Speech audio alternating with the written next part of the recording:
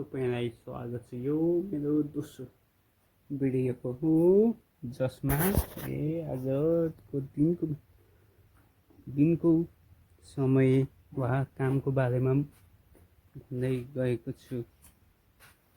So आज चाहिँ बिहान कुखुरा बेचियो अनि अब घाँस काटेर पनि आइसक्यो।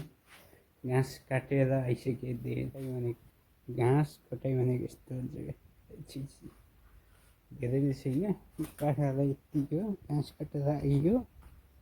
घाँस काटेर आएपछि हेर्न सक्नुहुन्छ घाँस थोरै हालेछु किनकि घाँस नखान पनि सक्छ बाख्राले। थोरै कुखुरा भइसक्यो बेचेर। यति हो आज अहिले 10 बजेसम्म मेरो काम यति। घाँस पुरै अब त घाँस पुरै हालियो। त्यसपछि अब चाहिँ साइकल पन्चर होला भयो। सो अब साइकल बनाउन जानु छ।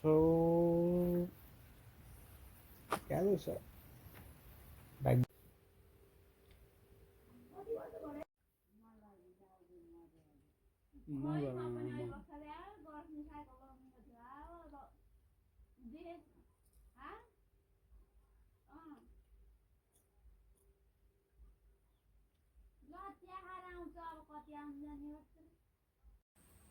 आज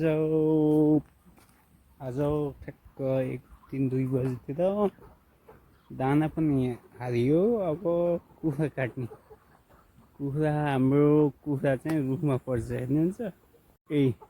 हाम्रो कुखुराहरू रुखमा पर्छ। सो अब यो रुखको कुखुरा चाहिँ काटेर खाने काटिसकेको छु म खान त। अब खाने अघिको दुईटा रुखमा फरेको कुखुरीलाई काटेर ल्याइयो। सो अब फर्ममा ट्याक्क काटियो। अब दोकानमा लग्ने अर्डर अनुसार। अब रातिको टाइम अब चाहिँ आजको मेरो काम सकियो र दाना पनि हालियो। कुखुराहरू पनि सकिसक्यो उताको बेचिसकेको।